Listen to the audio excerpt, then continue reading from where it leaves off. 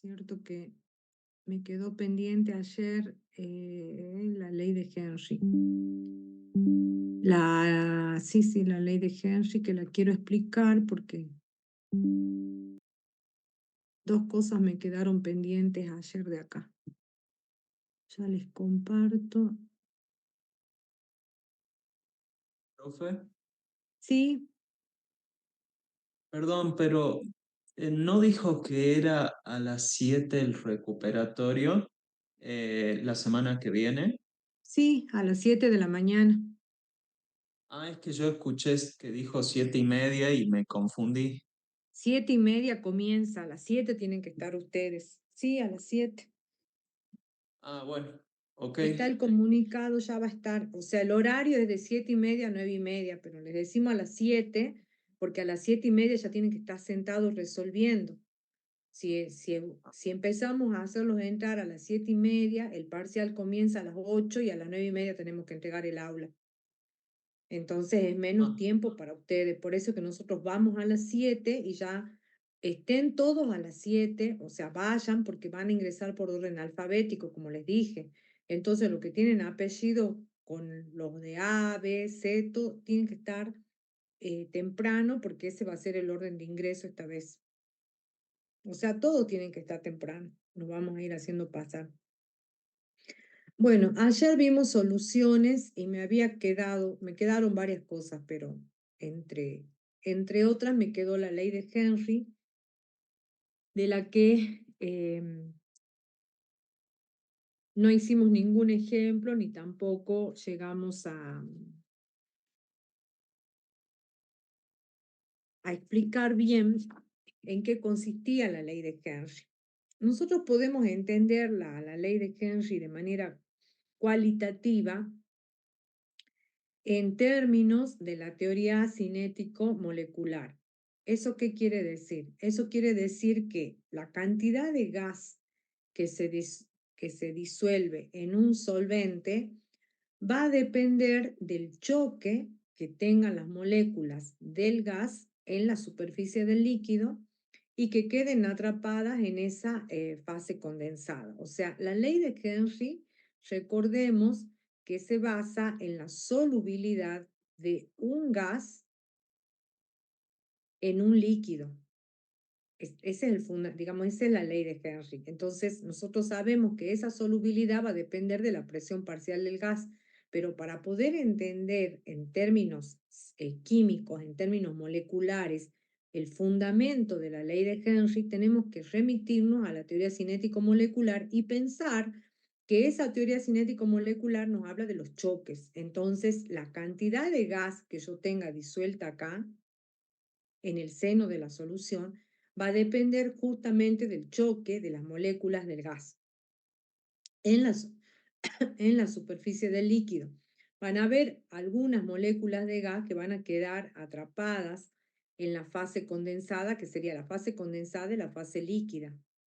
Y fíjense que realmente es así, porque ustedes traigan a su imaginación una botella de alguna bebida transparente y que sea gaseosa y fría, y se ve en el momento que uno la abre, se ve cómo las, eh, las burbujas, digamos, por decir de alguna manera, la presencia del gas es inquieto y está en el seno de la solución, está inmerso en la solución.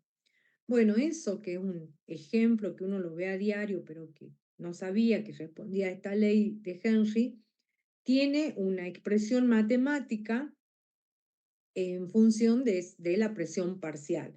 Cuando se aumenta la presión parcial de quién va a ser, si es presión parcial del gas, se van a disolver más moléculas del gas en ese líquido. Y eso va a ser, ¿por qué? Porque las moléculas chocan con esa superficie. Ese proceso de que nosotros aumentemos la presión parcial, estamos poniendo más gas, se disuelve más gas en la superficie del líquido, ese proceso va a ocurrir hasta que la concentración de la solución sea tal que el número de moléculas que sale de la solución por segundo es igual al número de moléculas que entra.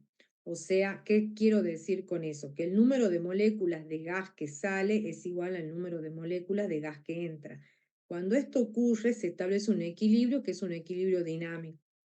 Y en ese momento decimos que tenemos ya el equilibrio del gas con el líquido. ¿Cómo nosotros podemos calcular entonces la presión parcial? La presión parcial del gas va a venir dada, ya sea por la constante de la ley de Henry y la concentración, o bien podemos calcular la concentración del gas en esa solución gas líquido como el producto de la constante de la ley por la presión parcial. Yo les voy a dar un ejemplo, les traje un ejemplo que no está en la carpeta, pero que se los voy a resolver. Dice calcular la concentración de dióxido de carbono en la soda de mesa, en una soda de mesa, a temperatura ambiente. O sea, ¿qué quiere decir a temperatura ambiente? A una temperatura habitual, 20 grados, 25 grados.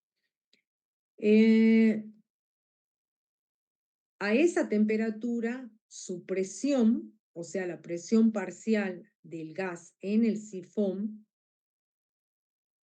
es de 4 atmósferas.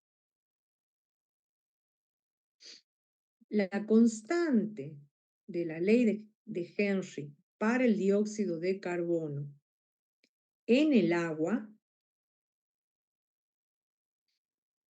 tiene un valor de 0,139 por 10 a la 7 milímetros de mercurio, cuando la presión está expresada lógicamente en milímetros de mercurio. Entonces, nosotros queremos calcular acá la concentración de dióxido de carbono.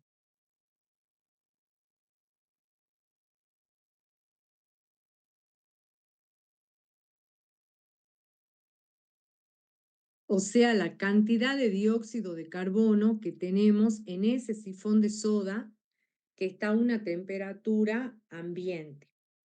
La presión parcial entonces va a ser la constante de Henry por la fracción molar. Acá, este término, esta expresión de fracción molar, la hemos definido ayer, pero no hicimos ningún ejercicio de ese. Es otra forma de expresar la concentración. Cuando ayer presenté el cuadro, les presenté las distintas maneras de expresar la concentración y les dije que teníamos molaridad, molalidad, por ciento en masa, por ciento en volumen, por ciento en masa volumen y volumen volumen, y acá abajo estaba la fracción molar, que solamente la nombré, pero no hicimos ningún ejercicio. Es otra forma de expresar la concentración de una solución. ¿Cómo se define la fracción molar? Como el número de moles de cada componente en el número de moles totales. ¿Qué significa eso? Significa, volvemos otra vez al ejercicio, que en una solución cualquiera, si X, en una solución cualquiera yo tengo soluto y tengo solvente. La fracción molar del soluto, la voy a denotar con la letra X, es el número de moles del soluto sobre el número de moles totales. Y la fracción molar del solvente va a ser el número de moles del solvente sobre el número de moles totales. ¿A qué le llamo número de moles totales? De hecho, el número de moles totales va a ser el número de moles del soluto más el número de moles del solvente. Así es como se calcula esta fracción molar.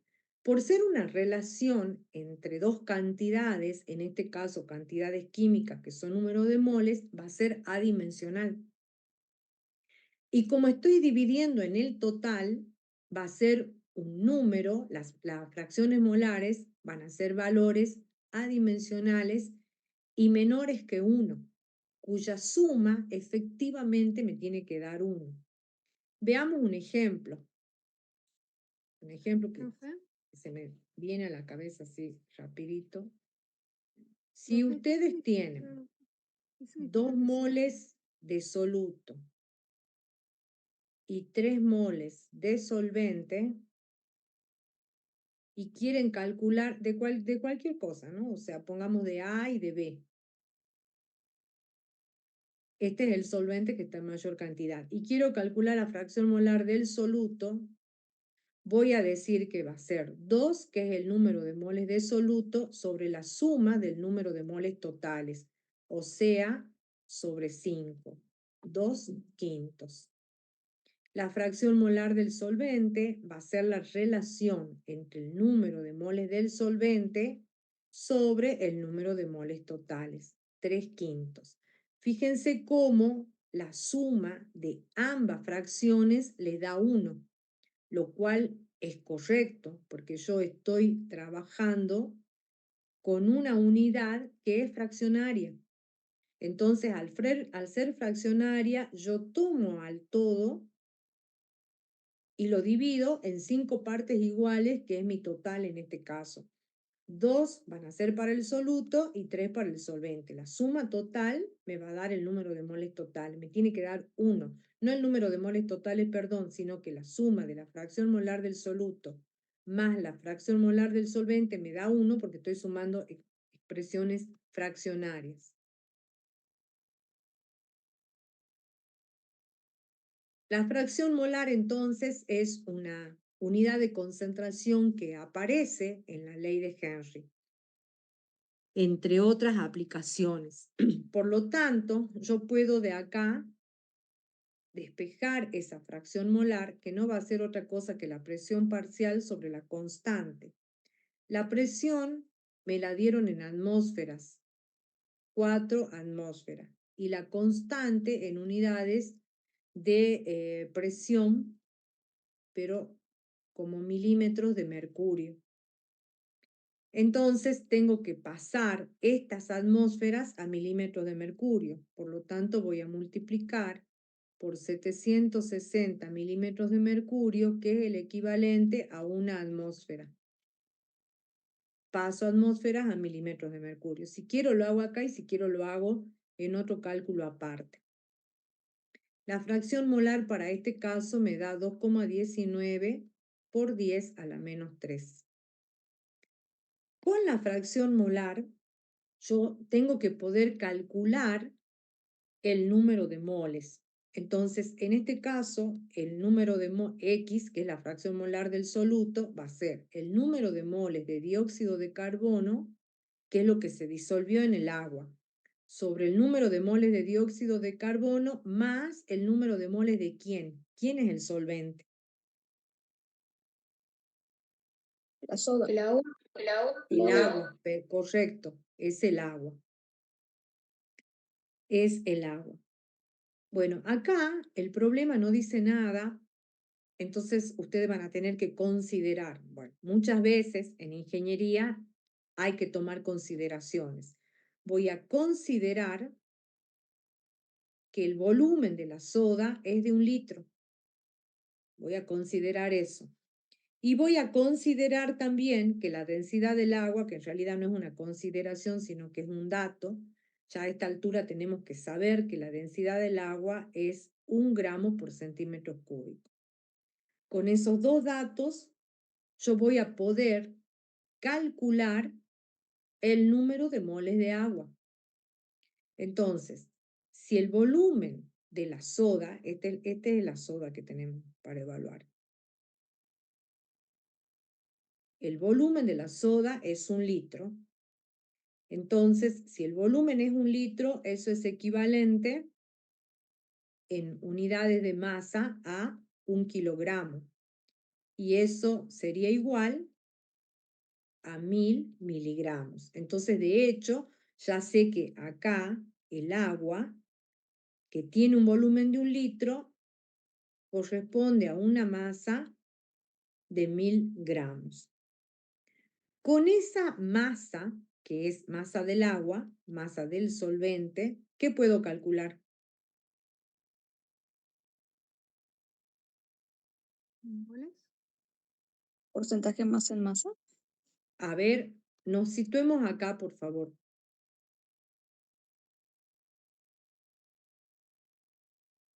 Y nos situemos en el problema. ¿El problema qué nos pide?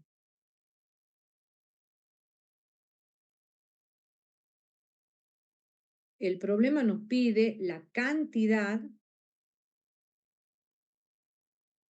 de dióxido de carbono en la soda. Eso nos pide el problema. Entonces, volvamos acá. Yo tengo la fracción molar, esta es la fracción molar del dióxido de carbono. La conozco, la tengo, es dato. Con esta masa de agua, ¿qué puedo calcular? ¿Y qué tengo que calcular del recuadro este que está en celeste? El número de moles del agua que no. Sí, señor, el número de moles del agua. ¿Y cómo lo calculo? Poniendo la masa del agua sobre su masa molar. Perfecto. Entonces, ¿cuánto sería la masa del agua dentro del sifón de soda? 1000 gramos. Y la masa del agua, 18 gramos por mol. Yo porque me la sé de memoria. Ustedes la calculan. También deberían saberla ya. El número de moles de agua es 55,6 moles. Entonces ya tengo este dato, lo voy a poner acá. Este dato, que es este, lo voy a poner acá. Y entonces, ¿qué me queda calcular?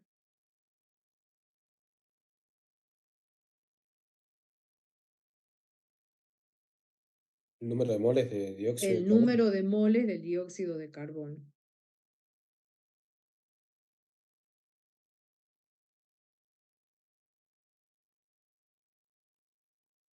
Bueno, entonces, ¿cuánto me da?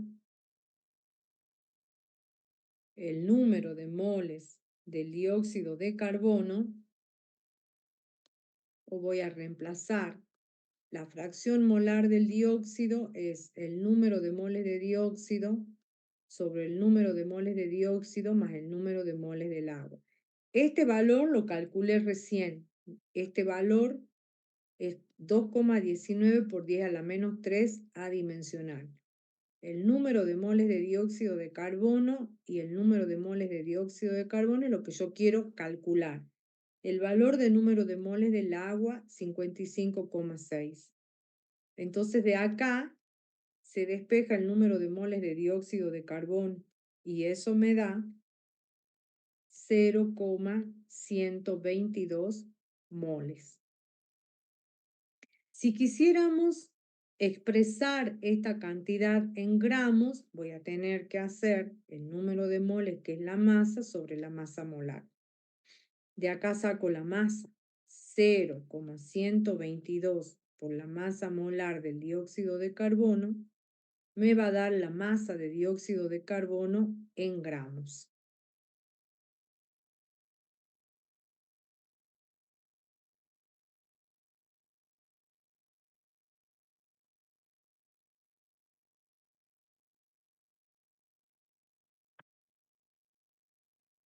¿Estamos de acuerdo? Sí, Se las no dejo. sería que. No sería en moles. No sé por qué gramos o gramos significan que hay moles. Acá, esto es Sí, moles sí. Ah, sí. Entonces sí es mol. y esto es Hay gramos mol sobre moles. por mol. Sí, ahí significa que hay mol. Sí, tiene razón. Sí.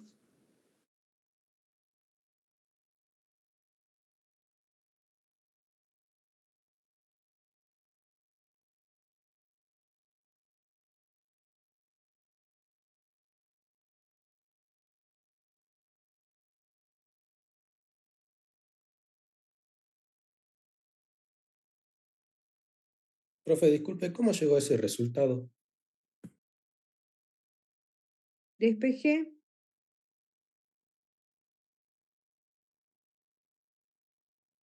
A ver, acá tengo la hojita, ya te digo.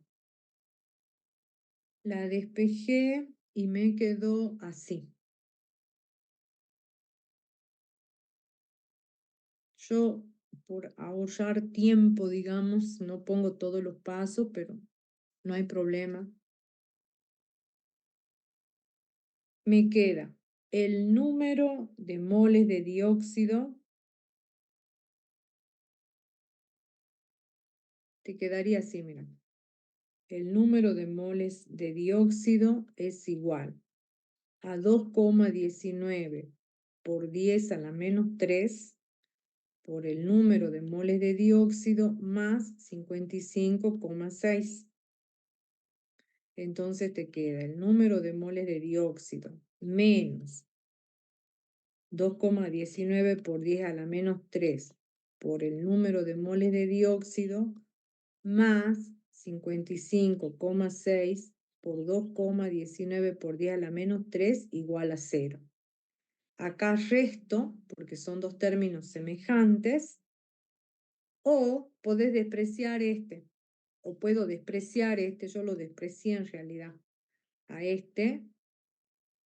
Como es del orden de 10 a la menos 3, frente a este coeficiente que es 1, esta diferencia me va a dar aproximadamente 1.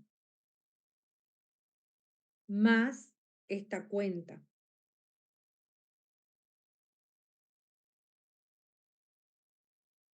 Y de allí, esto quiero ver si pasé bien acá. Este también pasa restando. Acá es menos. Porque pasé al otro miembro, es menos esto. Entonces, menos este resultado, llegamos a los 0,122. Acá hay que hacer una observación. Fíjense el valor del número de moles del soluto frente al valor del número de moles del solvente. Este es el soluto y este es el solvente. Es muchísimo menor.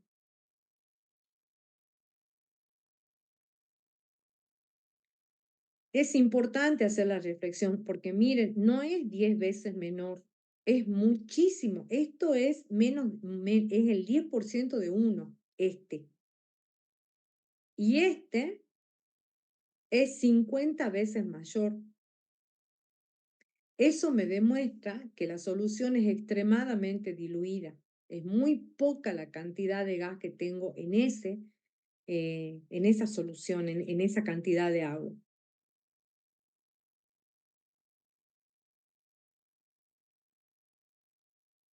Bien. ¿Alguna otra pregunta? No, profe, ya entendí. Gracias. Disculpe, profe, ¿podría volver a la otra diapositiva, la número 16? ¿Allí?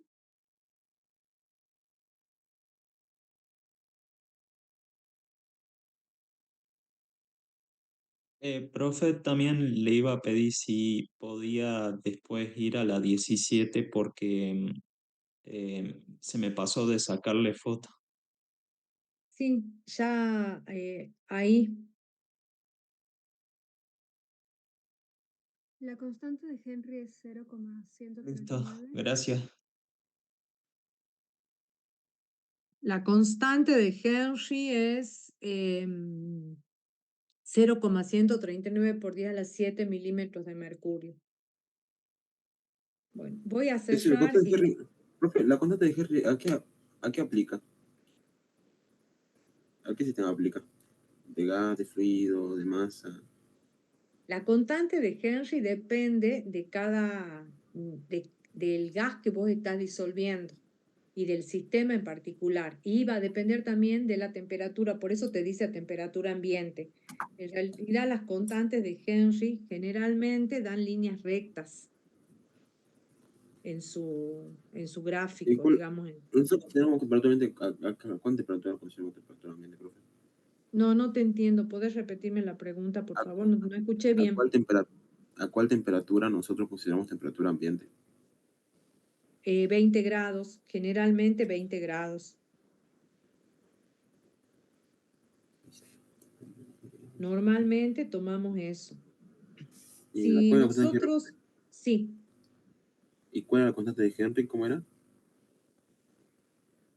la constante de Henry, que es la que, en realidad, digamos, para poder entender bien, hay que hacer un gráfico. Entonces yo puedo, por ejemplo, graficar, se me ocurre, la presión parcial del oxígeno en función de la fracción molar del oxígeno en solución. ¿Por qué el oxígeno? Porque es un gas. Y allí voy a tener una recta. De hecho, de acuerdo al modelo que nosotros hemos tomado para la ley de Henry, la presión parcial es la constante de Henry por la fracción molar. Entonces, lo que yo puedo ver acá es que esta constante de Henry no es otra cosa que la pendiente de la recta.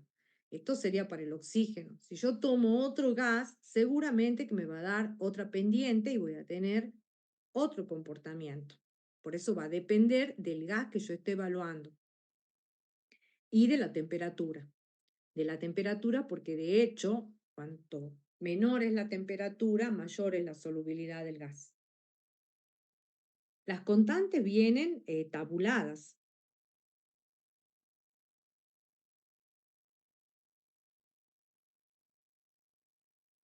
No sé si quedó clara tu pregunta. Sí, ahora sí, porque Bueno, va cambiando. listo.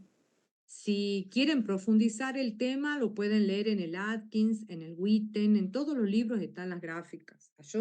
Hay cosas que no las pongo por razones de tiempo. No me alcanza el tiempo, si no tengo que ir. Yo si pongo en la diapositiva, lo doy. Entonces hay cosas que no las pongo para poder ir lento, para poder explicar tranquila, porque si pongo todo voy a la chapa y no se entiende después para qué. Entonces pueden leer ustedes.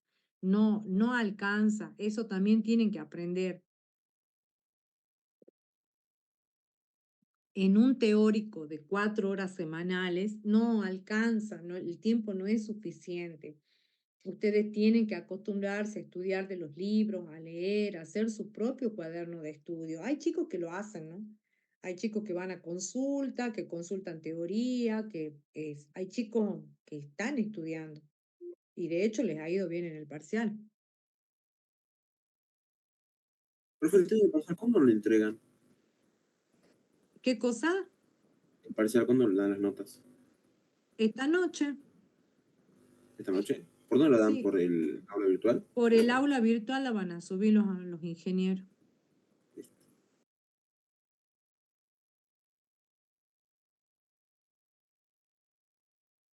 Bueno, pasamos a propiedades coligativas. El nuevo tema que vamos a estudiar ahora.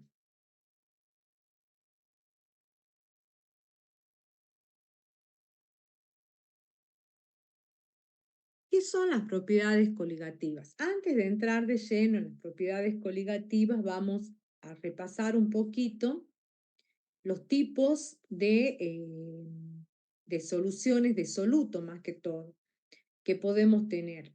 Nosotros hemos trabajado con soluciones y hemos hablado de solutos, pero en todos los casos hablamos de soluto en general. No hice yo la diferencia entre un soluto electrolítico y un soluto no electrolítico. Nueva palabra. ¿Qué significa electrolítico y qué significa no electrolítico? Electrolítico me está diciendo que el soluto se va a disociar en iones. Por ejemplo, el cloruro de sodio. Ahora que ustedes ya han estudiado enlaces o deberían haber estudiado, los compuestos iónicos justamente son iónicos no solo porque su diferencia de electronegatividad es alta, sino porque las fuerzas que mantienen unidos a los iones son electrostáticas, pero allí hay una transferencia de electrones desde el menos electronegativo al más electronegativo. Entonces, como están transferidos los electrones y se han convertido en iones, uno en catión y el otro en anión, cualquiera sea el compuesto iónico, siempre voy a tener cationes o aniones, monoatómicos o poliatómicos, no importa, pero son cationes y aniones. En solución acuosa se abren. O sea, ¿qué quiere decir eso? Que en presencia de agua la red se rompe y los cationes se mueven libremente. ¿Quiénes son electrolitos? Allí les puse yo, por ejemplo, las sales, pero ¿quiénes son los electrolitos, los que se disocian siempre? Las sales, los ácidos y las bases. Y los no electrolitos son solutos que no se disocian en iones, o sea que generalmente van a tener enlaces tipo covalentes entre ellos. Justamente van a permanecer completos, van a permanecer unidos. Cuando nosotros tenemos solutos no iónicos o no electrolitos, un mol de soluto antes de disolverse me va a dar un mol de soluto en la solución. Eso significa que si yo tengo amoníaco, gaseo, bueno, no voy a poner amoníaco porque en realidad en agua se convierte en amonio. Voy a poner otro ejemplo. Voy a poner, pero, no se borra.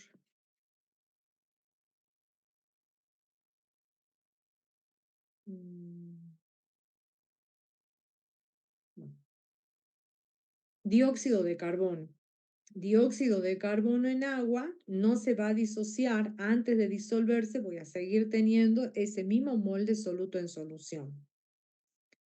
¿Qué son las propiedades coligativas? Son propiedades físicas de las soluciones que dependen del número, pero no del tipo de partículas del soluto disueltas en una determinada cantidad dada de disolvente. Esta definición la tomamos, o por lo menos yo la tomo. Entonces, cuando le pregunte propiedades coligativas, tienen que poner la definición completa. Por eso yo vuelvo a insistir, hagan sus cuadernos de estudio, lean de los libros, estudien. Esto no es el colegio, esto es la universidad. Si no quieren ir a recursar las materias el otro cuatrimestre, estudien. Los resultados del parcial muestran claramente que no han estudiado. Fue falta de estudio. Los que han estudiado sacaron notas excelentes, pero los que no han estudiado. Entonces, se denominan propiedades coligativas a las propiedades físicas de las soluciones que van a depender del número, pero no del tipo de partículas, de solutos que están en una determinada cantidad de solvente. Y allí tenemos las propiedades coligativas que vamos a estudiar. Antes de iniciar el tema, vamos a estudiar la ley de Raoult, que está relacionada con el descenso relativo de la presión de vapor. Nosotros hemos estudiado anteriormente a la presión de vapor y cuando estudiamos líquidos, y dijimos que esa presión de vapor de un líquido puro va a depender o depende de la temperatura. Lo vimos. Dijimos que cuanto mayor era la temperatura, mayor iba a ser la presión de vapor. La presión de vapor nosotros la vamos a denotar con este cerito para un líquido puro. La simbolizamos como P1 y 0. ¿Qué pasa entonces cuando nosotros tenemos un soluto no volátil? ¿Qué quiere decir no volátil? Que no se evapora. Exactamente, sí, señorita. O sea que yo tengo un líquido no volátil que lo voy a poner acá. Quiere decir, si es no volátil, quiere decir que su presión de vapor es muy baja. Entonces va a permanecer acá, no se va a ir, va a permanecer. Cuando nosotros agregamos ese soluto no volátil, que sería un segundo componente a la misma temperatura, encontramos que la presión de vapor del solvente sufre una disminución. Entonces, con 1 hemos denotado a la presión de vapor del solvente puro. La presión de vapor del solvente en una solución la denoté con la letra P1. O sea que acá yo tendría en oscuro todo lo que es el componente 1 de la mezcla, que para mi caso va a ser el solvente. Ese solvente, cuando está puro, cuando no tiene ningún otro componente, tiene una presión que la denoto P sub 1, 0, porque está puro. Cuando le agrego el soluto no volátil, que lo voy a pintar en amarillo, la presión cambia. Ya no es la misma presión que tenía acá, sino que voy a tener una nueva presión. Esta presión es la presión cuando le agregué el soluto. Este soluto, de hecho, está ocupando lugares que podría haber ocupado el solvente. Entonces, ¿por qué disminuye la presión de vapor? Y bueno, la presión de vapor va a disminuir porque ese soluto, que es no volátil, al agregarse, ocupa lugares del solvente e impide que el solvente tenga, o sea, puedan las moléculas de solvente escaparse con la misma facilidad, por decirlo de alguna manera, que lo hacían al estar solamente en presencia del propio solvente. Esas nuevas interacciones, esos nuevos lugares que ocupan las moléculas de soluto en el seno del solvente, producen una disminución de la presión de vapor del solvente. Esa nueva disminución viene dada por esta ecuación, que si se fijan es una ecuación lineal. De nuevo caemos en la recta, va a ser una presión proporcional a la presión de vapor puro y a la fracción molar, en este caso del solvente.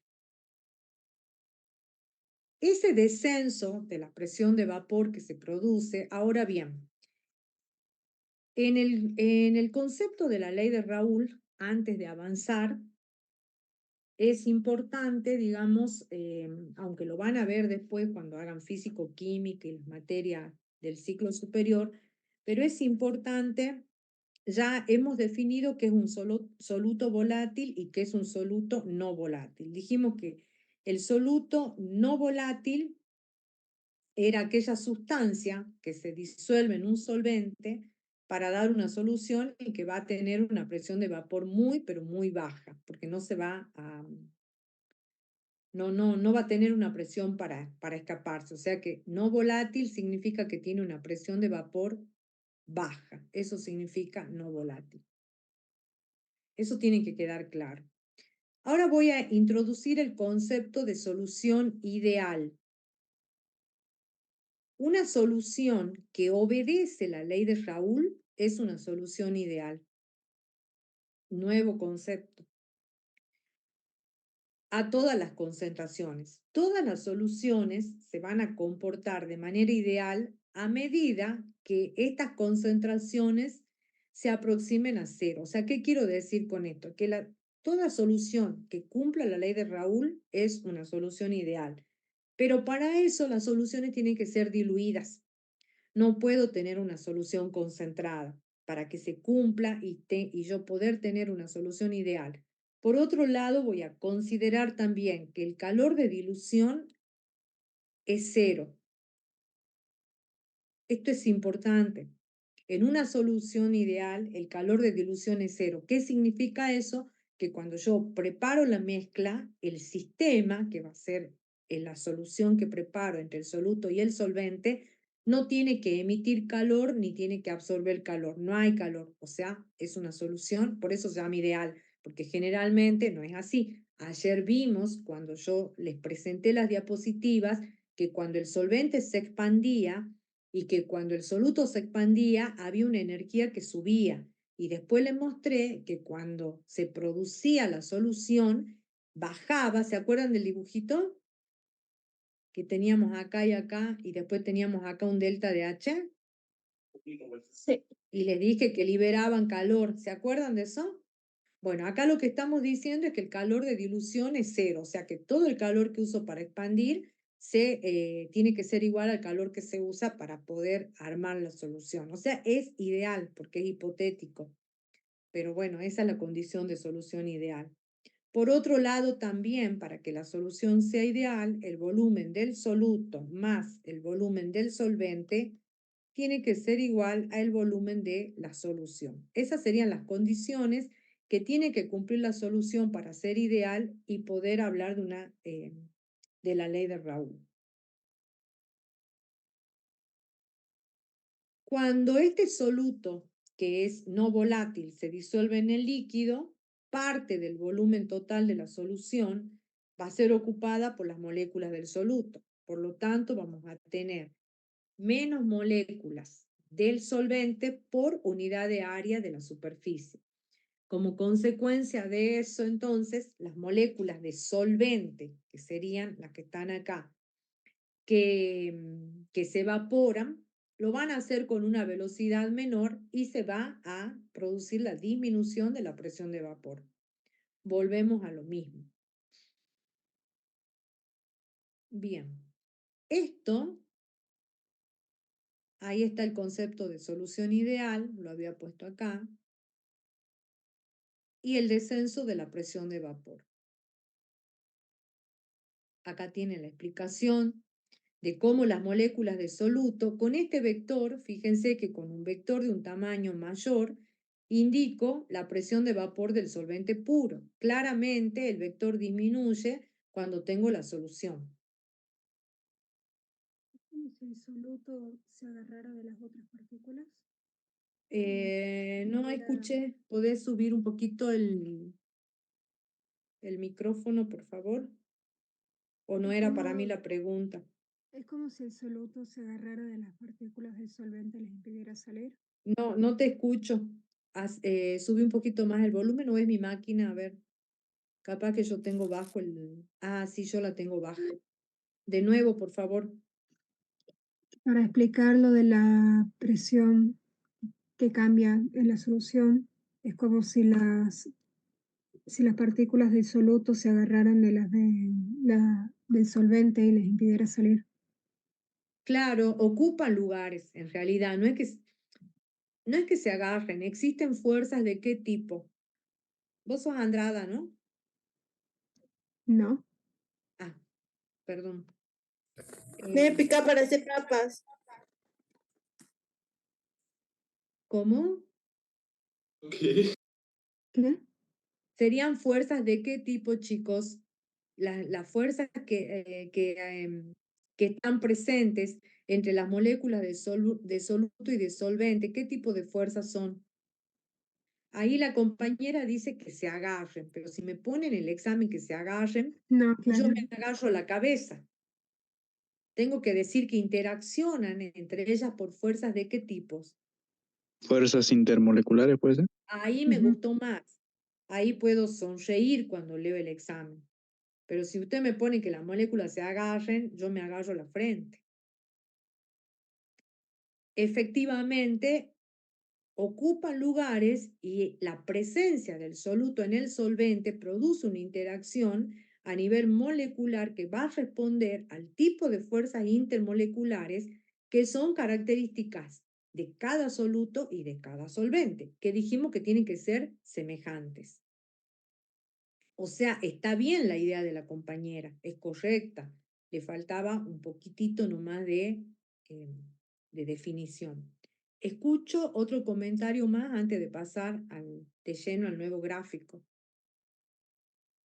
Hace rato dijo adimensional y no sabía qué significaba. Adimensional sin dimensiones. ¿En qué parte? Ah, no, En la pero fracción. hace rato. Sí, ¿a qué se refería con que era adimensional? Sí, ahí te digo. La fracción molar es el número de moles de soluto sobre el número de moles de soluto más el número de moles de solvente. Como vos estás dividiendo mol sobre mol, es adimensional, no tiene ninguna dimensión. Ok. Y dijo que era adimensional y otra característica más. No recuerdo, en el momento me tenés que preguntar porque yo Que no me no estudio de escuchaba. memoria, sino que leo mis clases, leo los libros y bueno, armo un pequeño esquema en mi cabeza y los títulos nada más tengo acá, pero lo demás no tengo nada, no leo. Ok, bueno, gracias. Estudio antes, como deberían hacer ustedes. Estudio antes de dar la clase. no durante. Bueno, esto me parece que está como descolgado, esta palabrita. En el siguiente diagrama de fase para el agua se puede ver que ocurre. Esto lo vamos a sacar. Lo sacamos y lo explicamos y listo.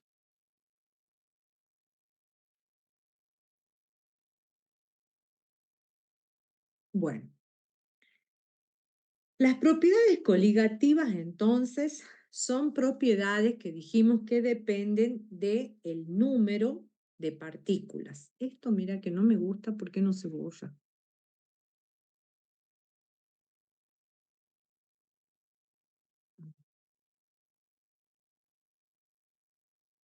Voy a escribir acá entonces que estas propiedades, que son las propiedades coligativas, van a depender, por un lado, del número de partículas, o sea, del número de moles disueltos en la solución. ¿Están de acuerdo con eso o no? Si yo digo que depende del número de partículas, las partículas, si estamos hablando de materia y de química, estoy hablando del número de moles disueltos en la solución. Y por otro lado, también podemos decir que no dependen de la naturaleza de ellas, porque no dije que depende de la naturaleza, sino del número de partículas.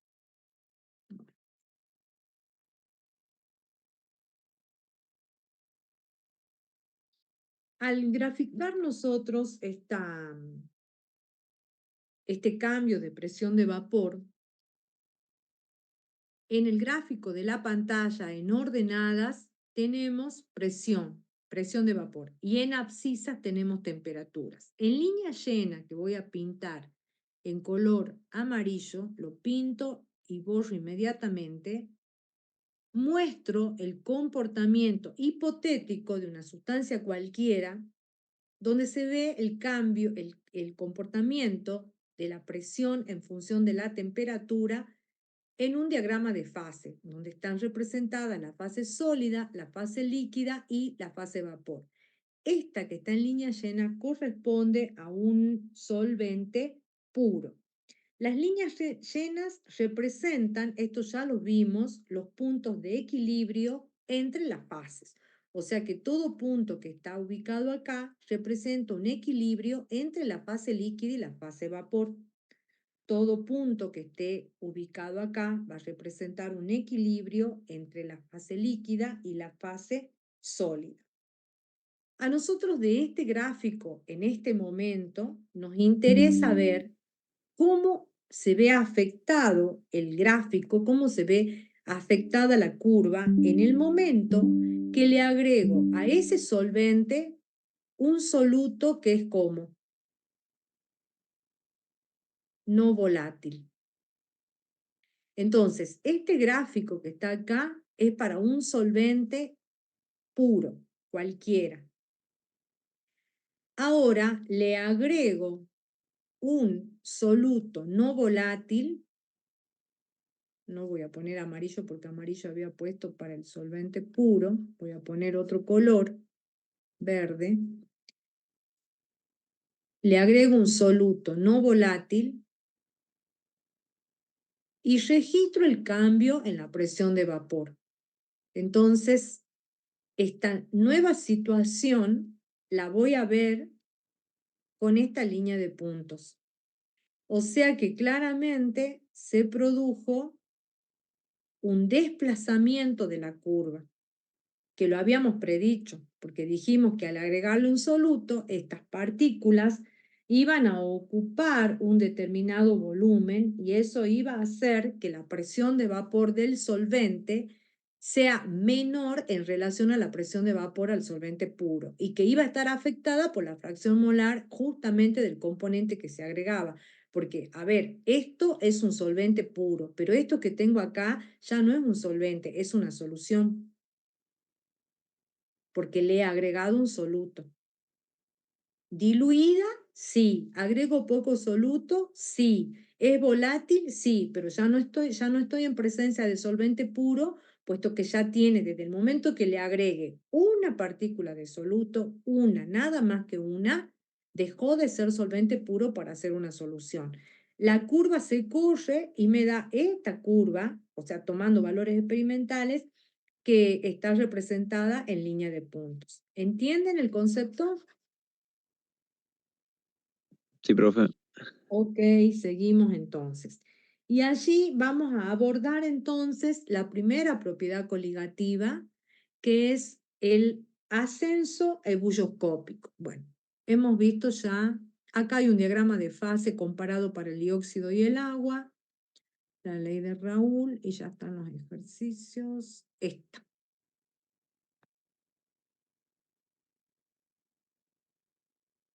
Vamos a estudiar acá el ascenso del punto ebulloscópico. ¿Qué es la temperatura de ebullición? A ver, ¿quién se atreve a darme una manito y definirme la temperatura de ebullición?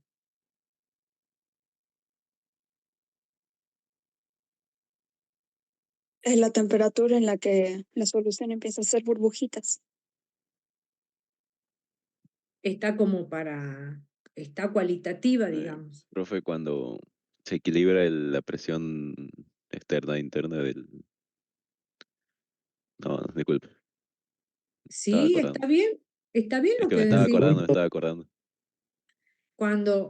Cuando la presión de Co- vapor, cuando la ¿Se iguala presión de la vapor presión externa? igual a la presión externa, y si Eso me en estaba tratando de acordar. particular, bueno, ahí me gustó esa definición, y cuando esa presión externa es de una atmósfera, el punto de ebullición recibe el nombre de punto de ebullición normal. Cuando pasa eso, se iguala la presión de vapor con la presión externa, ocurre lo que dijo la compañera. Comienza a hacer burbujitas. En realidad entra en ebullición. No es, empieza sí, como lo definió bien, es cuando comienza a hervir, rompe en hervor y el seno de la solución cambia su aspecto. Físicamente a nosotros nos interesa el concepto y el concepto es, o sea, por un lado tenemos el fenómeno físico que nos podemos imaginar como la ebullición propia, pero el concepto que necesitamos tenerlo académico como estudiantes de ingeniería es el que dijo el compañero, es la temperatura cuando la presión de vapor iguala a la presión externa. Si la presión externa es de una atmósfera, yo hablo de una temperatura de ebullición normal, que en el caso del agua es de 100 grados. En el caso de Jujuy, por eso es importante esto, normal. Es normal cuando la presión es de una atmósfera, o sea que el agua hierve a nivel del mar porque allí la presión es de una atmósfera. La presión externa es la presión atmosférica. Acá estamos en Jujuy. Nuestra presión atmosférica, como estamos a altura, es menor que una atmósfera. Por eso cuando viene la gente del sur, ¿qué le pasa? Se apuna. Nosotros no, porque nosotros somos nacidos y criados acá, entre los cerros. Entonces ya estamos acostumbrados a esta presión. Pero ¿a dónde quiero llegar? El agua acá no hierve a 100, hierve a menos. La temperatura de ebullición en Jujuy para el agua es menor de 100 y va a depender del día, de cómo esté nuestra presión atmosférica. Y cuanto más arriba vamos, cuanto más subamos al norte, en Tilcara tendremos otra temperatura de ebullición, en Abrapampa tendremos otra y en la Quiaca tendremos otra. Eso se refleja en el tiempo también que va a demorar en entrar en ebullición esa agua por la presión. Entonces, hasta que la temperatura, hasta que la presión de vapor iguale a esa presión atmosférica, nuestra temperatura va a ser menor que en el caso del nivel del mar. Esto lo vimos con la ecuación de Clausius, que es el tema que va a ir al parcial. Les aviso que va, ¿no? Ya lo hice al parcial y va un cálculo, no me acuerdo si les pido presión. Practiquen primero, aprendan a usar su calculadora. Y segundo, a despreciar la ecuación, a despejar la ecuación logarítmica. Porque cuando tengan que hacer el cálculo, tienen que saber despejarla. La ecuación, ustedes la miran y dicen, bueno, listo, ya está, ya me la aprendí, la entendí. acá va la constante R, acá va la entalpía de vaporización, la temperatura, la pongo en Kelvin, chin, chin, chin, pero cuando tengan que despejar, practiquen eso, estudien Profe, era bien. eso de presión por volumen igual al número de moles por la constante por presión, no por temperatura. Ese era para los gases. Era la de Clausius-Kerpet, ¿no? Algo así. ¿Cómo se Era el llama, profe? logaritmo de P2 sobre P1 igual a menos la entalpía de vaporización sobre R por 1 sobre T2 menos 1 sobre T1. ¿Cómo se llamaba No. ¿Cómo? Era de ¿Cómo se Clausius-Kerpet, ¿no? Algo así. Clausius Kerpet? Está en el... Está raro el nombre. Cliperium. Está raro porque no lo estudian. Búsquelo en los libros. Es aplicarla nada más. O sea, en realidad es más fácil resolver un problema de ese que resolver un problema de propiedades periódicas o de estequiometría, donde tienen que por ahí razonar un poco más, ver cuál es el reactivo limitante, sacar el número de moles, relacionar con gases. Esto es hasta más fácil, le diría, porque le dan la ecuación, por eso les digo, aprendan a usarla, aprendan a despejarla. Lo mismo que gases.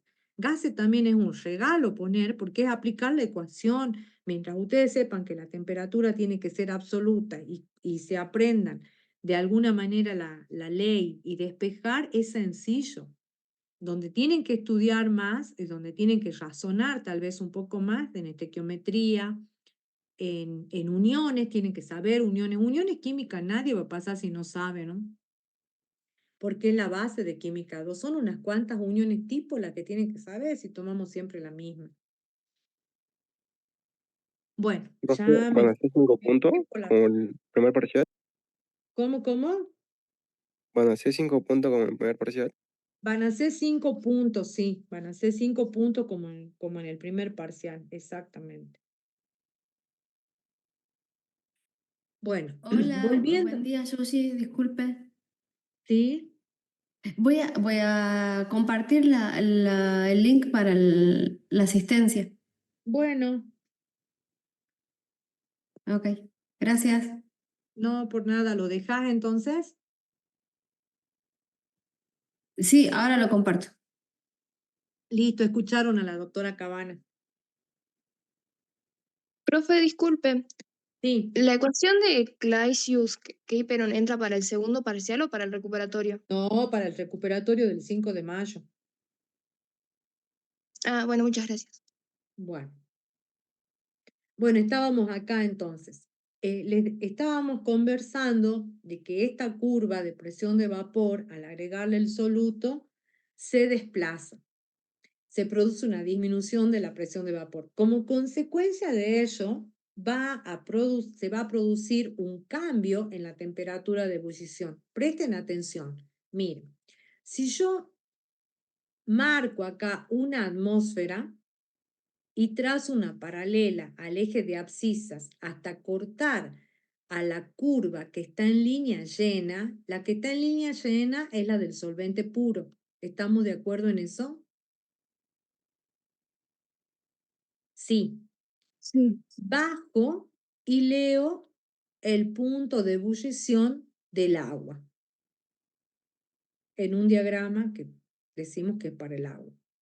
O sea, el solvente puro. Fíjense qué pasa en el caso de agregarle el soluto a ese solvente y que la curva se ha desplazado.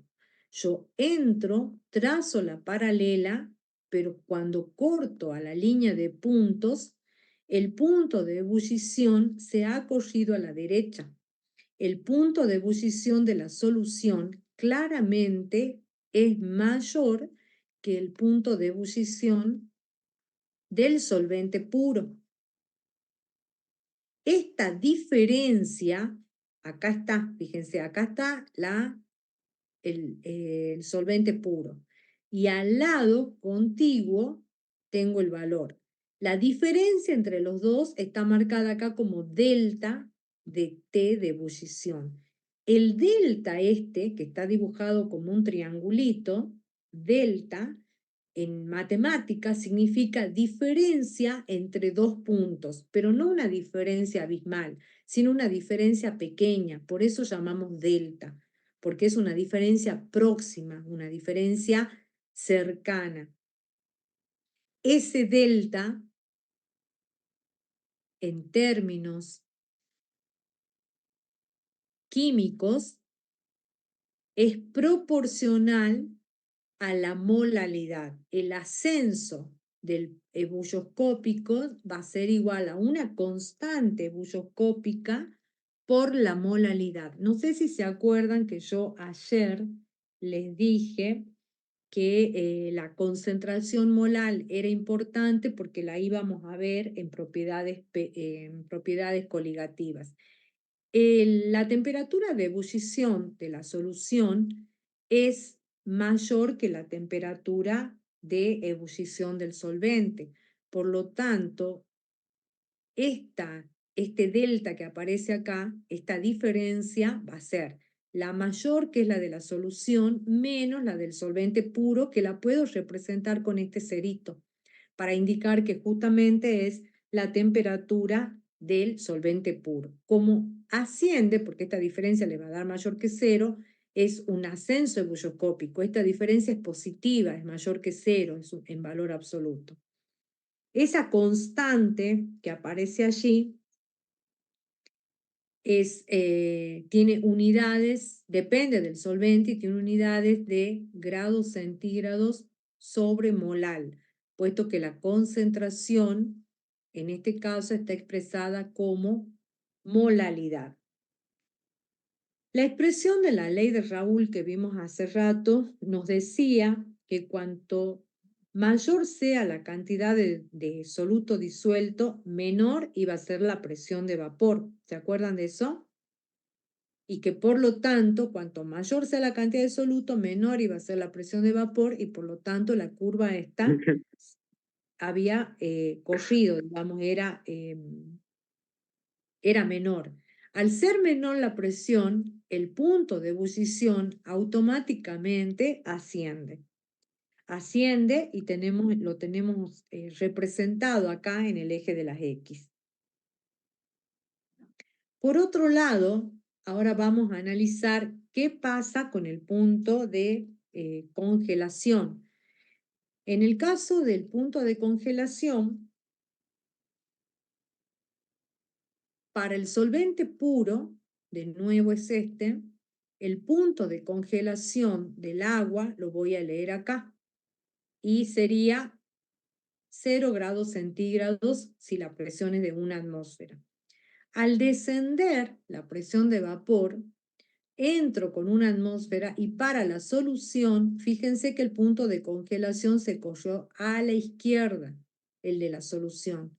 Esta diferencia que está marcada acá como delta de TC es el descenso crioscópico. ¿Qué quiere decir eso? Volvemos acá a la diapositiva. Que este descenso de punto de congelación va a ser la diferencia entre la temperatura, ahora sí va a ser primero el del solvente y después el de la solución, proporcional a una constante por la molalidad. Las moléculas en ese caso, bueno, la explicación física, de nuevo volvemos a lo mismo, el hecho de que tengamos el soluto presente, por la ley de Raoult se produce el descenso, eso hace que la curva se corra y en consecuencia este delta de T va a ser el delta de T, que es el descenso crioscópico, me representa el cambio de temperatura que sufre el solvente cuando se convierte en una solución.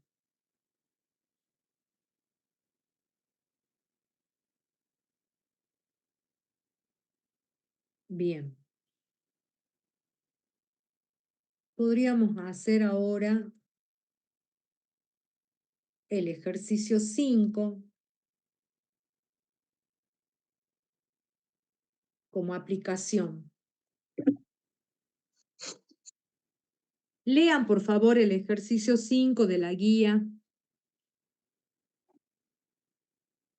Yo lo busco acá. Acá.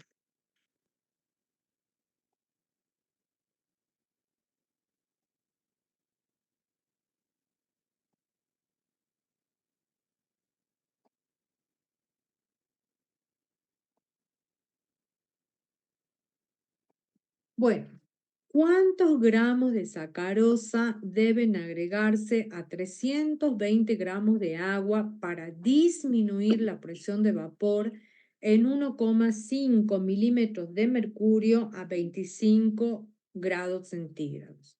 La presión de vapor del agua es de 23,8 milímetros de mercurio y tenemos que marcar la opción correcta. Primero tenemos que ubicarnos. Vamos a ubicarnos en el sistema. ¿Quién es el soluto y quién es el solvente?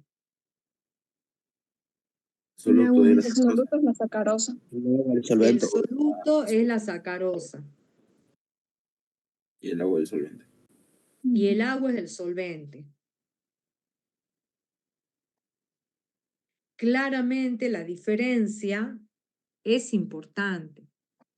Además dice cuántos gramos debe agregarse a 320 gramos.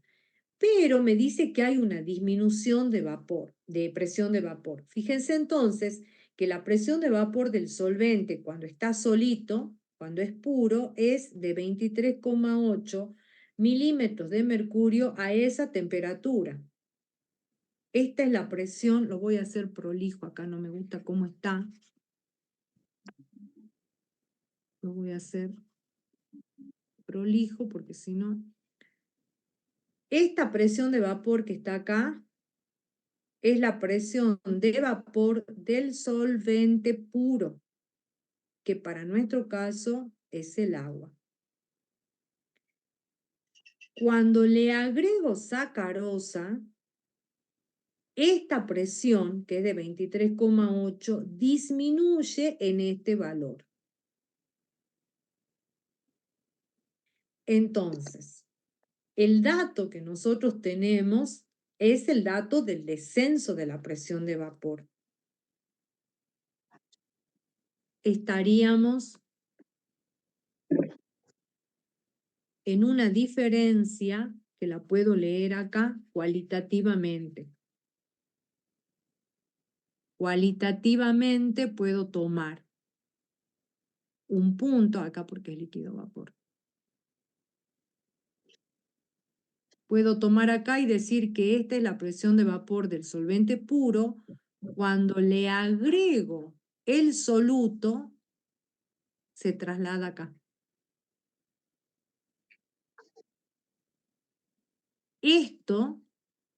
Este delta, esta variación es de 1,5 milímetros. Porque dice que eso es lo que bajó. O sea que si acá tenía los 20, ¿cuánto eran? 23,8. 23,8 cuando estaba puro. Cuando bajó acá, ¿qué lectura hago? ¿Cuánto tenía acá? Para que la diferencia me dé 1,5.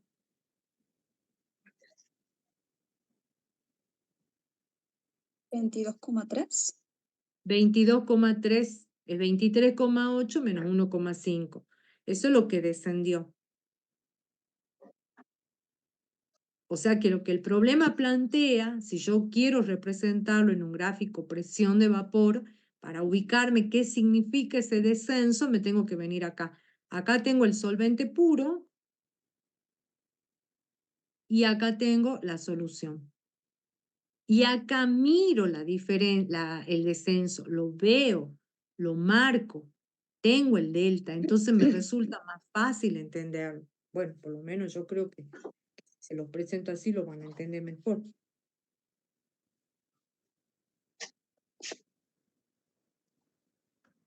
Una vez que ya tengo los datos en mi cabeza, digo, bueno, esa diferencia, ese delta de P, va a ser la fracción molar del soluto por la presión de vapor del solvente.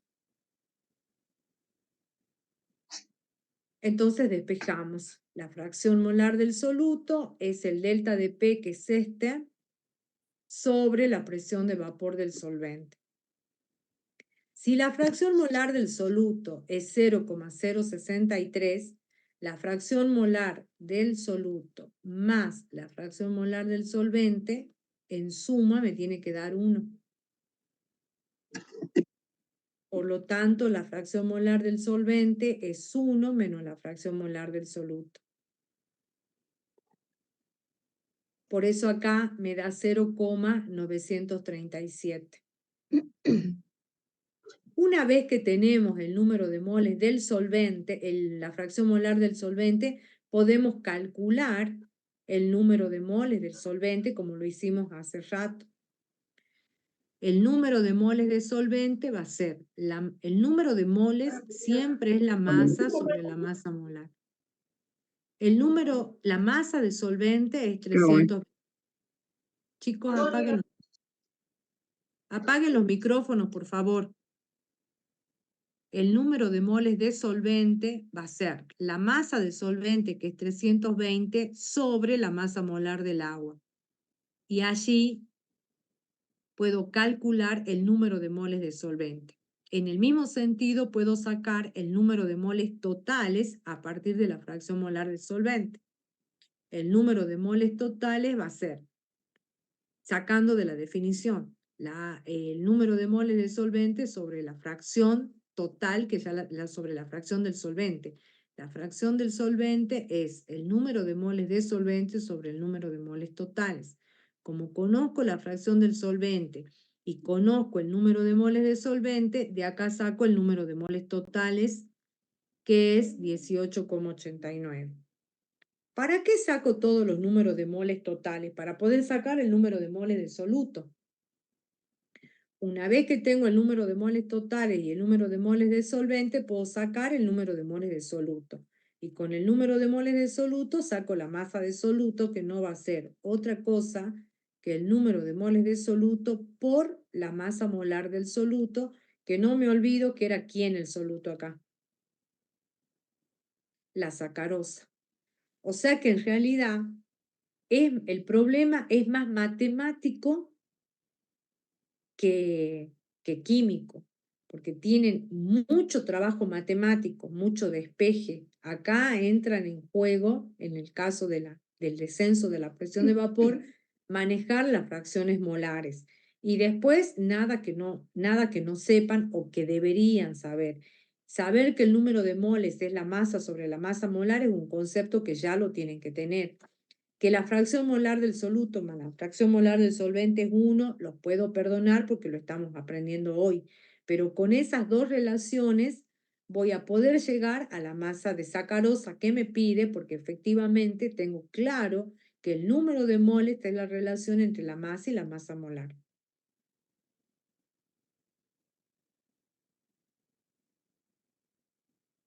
Bien. Profe, una pregunta. Sí. Aquí fijándome en la fórmula de Raoult, puede ser, Sí. no sé cómo se pronuncia. De ley de Raoult. Veo que depende únicamente de la fracción molar del soluto, o sea, daría lo mismo que yo ponga a un litro de agua, por ejemplo, le agregue un mol de azúcar que un mol de sal, por ejemplo. En el caso de los compuestos iónicos varían. Yo definí, cuando dijimos ley de Raoult, dijimos que eran soluciones ideales, que se cumple para soluciones ideales, y que en ese caso el soluto tenía que ser no volátil. También dije que la solución tenía que ser diluida, que el calor de dilución tenía que ser 0. Los compuestos iónicos no entran dentro de la ley de Raoult. Para poder hablar de la ley de Raoult, en general hablamos de solutos no volátiles y moleculares. Sí vamos a considerar a los compuestos iónicos en el ascenso ebulloscópico, en el descenso crioscópico y en la presión osmótica.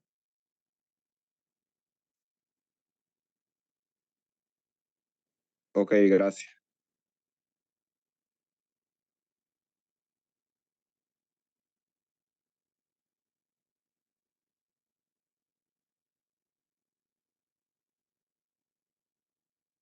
Acá hay otro ejercicio para calcular el punto de congelación. Está resuelto, pero antes me gustaría que lo miren un poquito. Calcular el punto de congelación de la solución que resulta al disolver 3,5 gramos de tetracloruro de carbono en 126 gramos de benceno. Fíjense qué importante que es tener claro el concepto. Por un lado, chicos, apaguen los micrófonos. Por un lado tengo la masa de soluto mucho menor que la masa de solvente. Y por otro lado, me fijo que el tetracloruro de carbono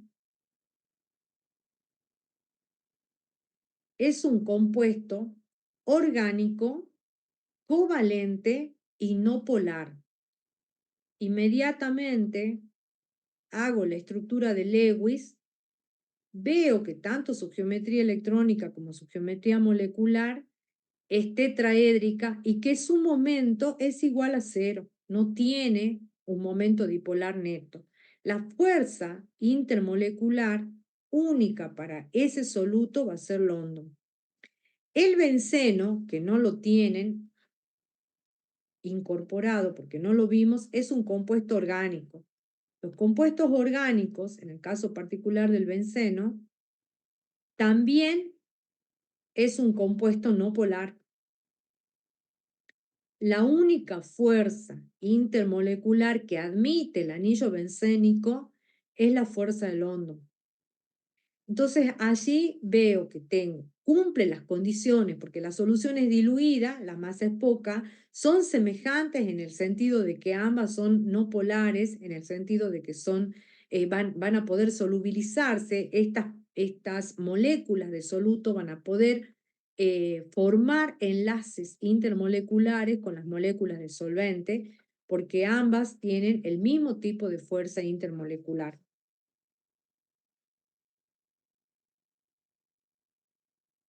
Una vez que ya analicé a el solvente, que es el benceno, voy a ir a esta tabla, lo voy a pintar acá de amarillo, lo pinto al benceno. El benceno, fíjense la fórmula que tiene, carbono 6, hidrógeno 6, este tiene carbono, cloro 4, o sea que hay lo mejor es hacer la estructura de Lewis, similitud. Similitud porque tienen carbono nada más, ¿no? Pero en realidad, digamos, la única forma de darnos cuentas es haciendo la estructura de Lewis, analizando el tipo de enlace interatómico y en consecuencia, y allí nomás el tipo de enlace intermolecular que tienen para poder ver que realmente sean soluciones ideales. El benceno entonces tiene fórmula carbono 6, hidrógeno 6. Como me habla de un punto de congelación, busco la constante crioscópica para el benceno que tiene este valor. Y el punto de fusión para ese solvente. Fíjense que para distintos solventes, por eso dice solvente, para distintos solventes tengo distintas constantes. Las constantes dependen del solvente que yo trabaje. En este caso voy a trabajar con una solución netamente orgánica donde estamos disolviendo 3 gramos con 5 décimas de tetracloruro de carbono en 126 gramos de benceno.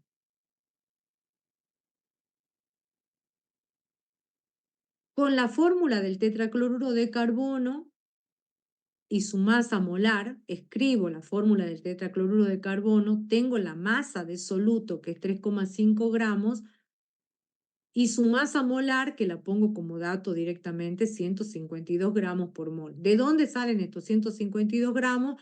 De tomar la masa del cloro y multiplicarla por 4 y sumarle la masa del carbono. Abajo tengo el benceno, lo identifico como solvente, la masa que tengo de solvente, que es 126 gramos, 23 gramos, perdón, 35. Corroboren que esta masa molar sea del tetracloruro de carbono. 35 por 5 son 70 y 70, 140. Esta no es. Saquen, por favor, la masa del tetracloruro de carbono. Sí, 140. Y el carbono tiene 12, 152. Está bien, ya la saqué yo mentalmente.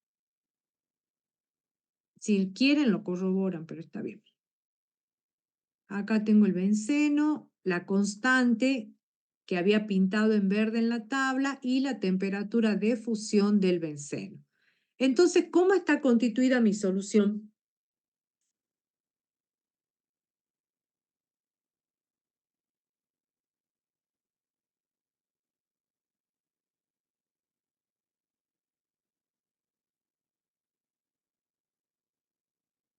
¿Cómo está constituida mi solución?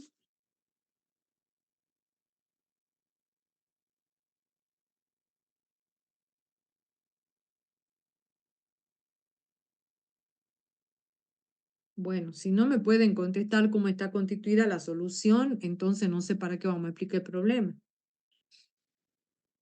¿Quién es el soluto? El de menor rango, ¿no? Bueno, ¿cómo se llama? El cloruro. El tetracloruro de Cloruro de carbono. carbono. ¿Que se disuelve en qué? Benceno. En benceno. Este es el solvente. Lo primero que tengo que hacer es poder ubicarme en el problema, o sea, saber quién es el soluto y quién es el solvente. El solvente, ¿quién es? El benceno.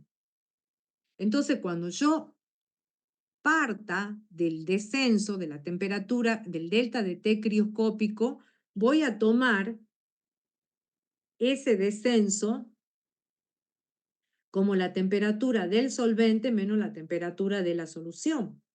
Con los datos que tengo voy a calcular primero el número de moles de tetracloruro de carbono.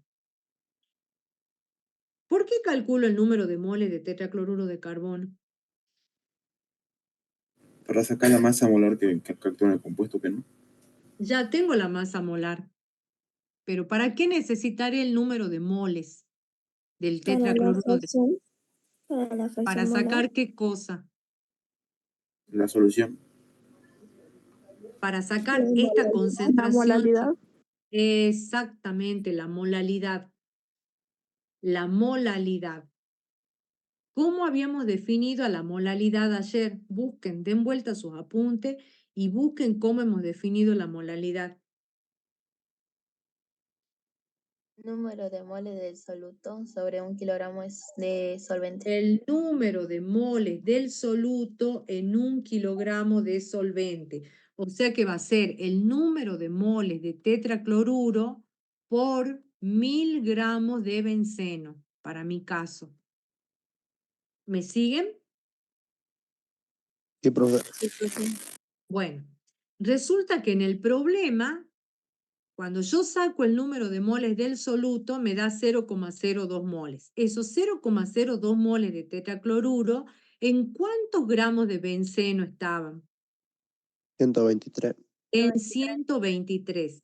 Para que sea molal, tiene que estar referida a 1000, porque esa es la definición de molalidad. Entonces, en los 1000 gramos de benceno, voy a tener 0,18 molal, que es lo que está pintado acá en rojo. Una vez que tengo la molalidad con L, la ubico en la ecuación. Como conozco la constante y conozco la temperatura de congelación del solvente puro, eso me permite despejar y conocer cuánto ha descendido ese punto de congelación de 5,5 a cuánto ha bajado cuando yo le agregué 3 gramos con 5 décimos de tetracloruro de carbono a los 123 gramos de benceno. ¿Entienden?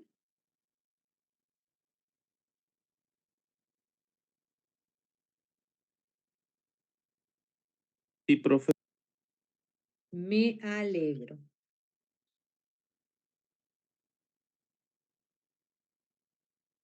Bueno.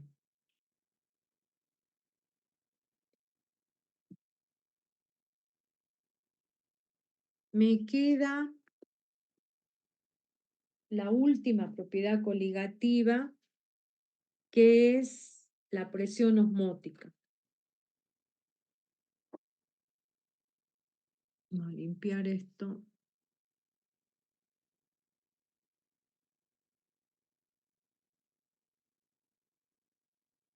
Este es el primer tema del segundo parcial, coligativas. La última propiedad coligativa que vamos a estudiar es la presión osmótica.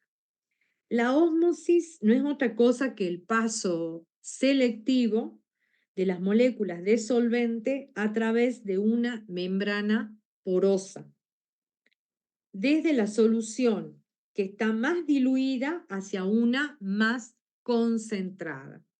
Entonces, ¿qué quiere decir? Quiere decir que yo acá tengo un tubo en U de vidrio donde es representado a la membrana semipermeable con esta línea amarilla que estoy pintando en este momento. Desde el solvente puro se produce, digamos, acá tengo el solvente puro y acá tendría lo que es la solución. Fíjense que acá tengo el movimiento neto del solvente, lo indico con este vector que lo voy a pintar en celeste, acá. Cómo las partículas del solvente van trasladándose, porque dice desde la más diluida hacia la más concentrada. Acá la presión osmótica está representada mediante un vector, la denotamos con la letra griega pi, por eso aparece una pi ahí adentro de la flechita, y está marcada con un vector. Esta presión es la presión que se ejerce, que es la diferencia entre estos dos niveles, entre este nivel y este nivel, el nivel de la solución y el nivel en el que queda el solvente, para que no se produzcan más movimientos. Entonces, la presión que se ejerce para que entre este nivel y este nivel ya no haya más pasaje ni en uno ni en otro sentido de las partículas es la presión osmótica. Por eso dice que la presión osmótica es la presión para detener la ósmosis. Entonces, en el momento que se detiene la ósmosis, estamos hablando de esa presión osmótica que no es otra cosa que el producto de la concentración expresada ahora en molaridad por la constante R de los gases y por la temperatura. A diferencia de las otras propiedades coligativas, la presión osmótica depende de una unidad de concentración que está relacionada con el volumen, como es la molaridad. Acá, M es la molaridad, que no es otra cosa que el número de moles del soluto en un litro de solución. En el caso del descenso crioscópico y del ascenso ebulloscópico, habíamos hablado nada más que de molalidad. ¿Para qué sirve la presión osmótica? Tiene muchas utilidades. Al estar relacionada con la molaridad, como es el número de moles de soluto por litro de solución, y el número de moles no es otra cosa que la masa sobre la masa molar, permite identificar pesos moleculares de solutos en estudios. Permite también la purificación del agua a través del filtro ese. Evaluando la presión osmótica, podemos obtener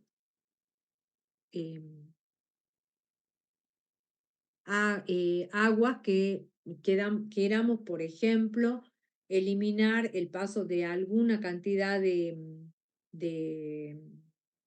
iones o algún otro soluto que queramos purificar. Agua purificada, no me salía la palabra. Agua purificada.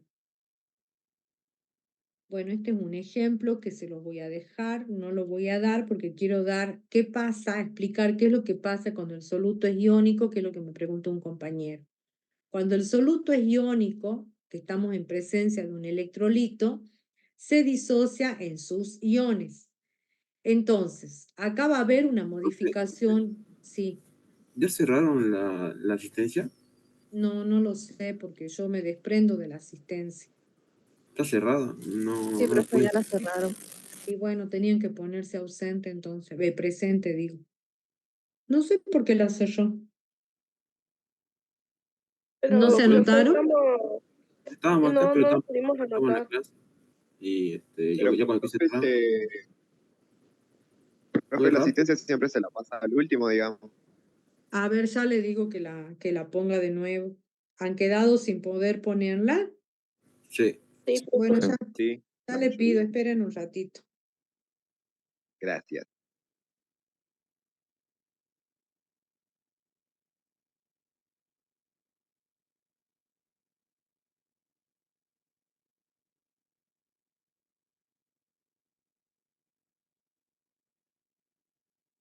Ahí le estoy escribiendo.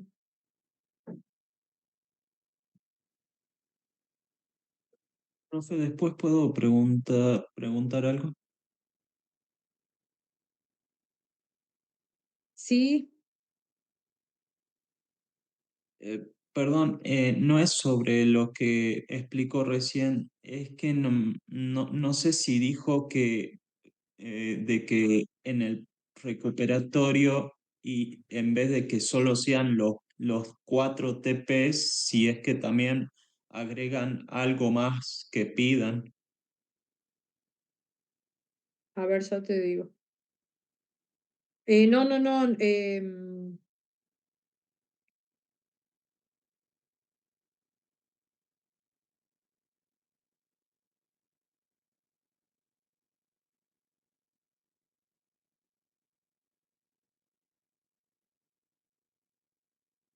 Ahí le estoy diciendo, dice que recién la cerró. ¿A qué hora la cerró?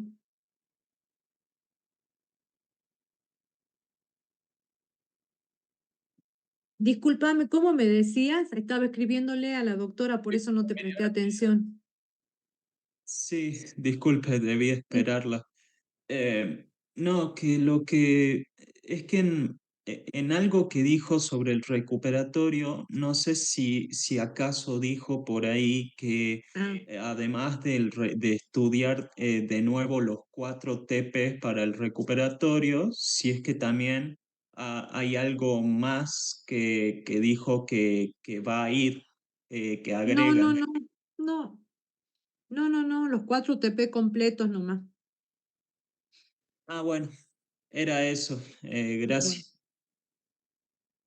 Disculpe, profesora. sí, Entonces, escucho. ¿qué trabajo práctico entra? Pues yo pensaba que hasta el penúltimo entraba en el examen y en el recuperatorio entraba toda la cartilla de seminario. No incluí soluciones en el recuperatorio, chicos. Soluciones no incluí. Incluí hasta el práctico antes de soluciones. Si quieren que le tome soluciones, le ponemos soluciones. No, profe. Y bueno, soluciones la dejé justamente para el segundo, porque le vuelvo a repetir que va a estar picante el recuperatorio. Le vuelvo a decir, va a estar picante. Entonces, estudien, porque si no estudian van a quedar libres. Quieren aprobar, estudien. Y son 4 temas básicos. El que no sabe enlace no va a pasar química. Son 4 temas, tienen justito 3, 4 días para estudiar, aprovechen la consulta, estudien. Profe, ¿cuántas preguntas van a haber en el examen? Son 5 problemas, pero tienen algunos como, igual que en la otra fecha, 5, pero por ahí tiene A y B. No puedo tomar muchos ejercicios porque no tengo, si no tengo que tomar un parcial más largo y no, más tiempo y no tengo aula, no tengo tiempo, porque no me dan el aula, me dan 2 horas nada más. Ah, bueno, gracias. Así que bueno, no lleguen tarde, estén a horario, acuéstense temprano el domingo para que el lunes puedan ir temprano, lleguen temprano, vayan desayunando, no se vayan en ayuna, hace frío, después se descomponen, dejen todo preparado el día anterior y se acuestan temprano y llegan tempranito el lunes a las 7 de la mañana. Porque recuerden lo que les digo, a las 9:30 nosotros tenemos que estar saliendo de las aulas. Hay otros parciales, no nos van a prestar. Disculpe, ingeniera, tengo una pregunta. Sobre la nomenclatura, ¿va a ser la misma que el PDF que dijo para el primer parcial? Sí, lo mismo. Y si le ponemos otro, le doy yo la ecuación.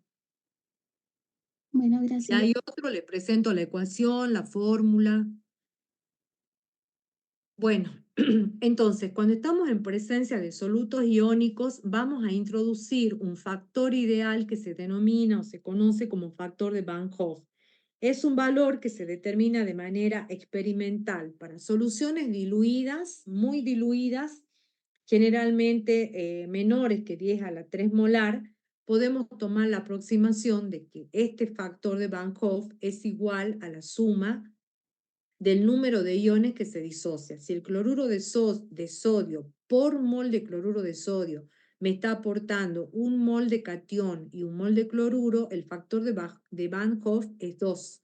En el caso del sulfato de potasio, el factor de Van Hoff va a ser la suma de los 2 moles de catión potasio más un mol de sulfato, por lo tanto va a ser 3.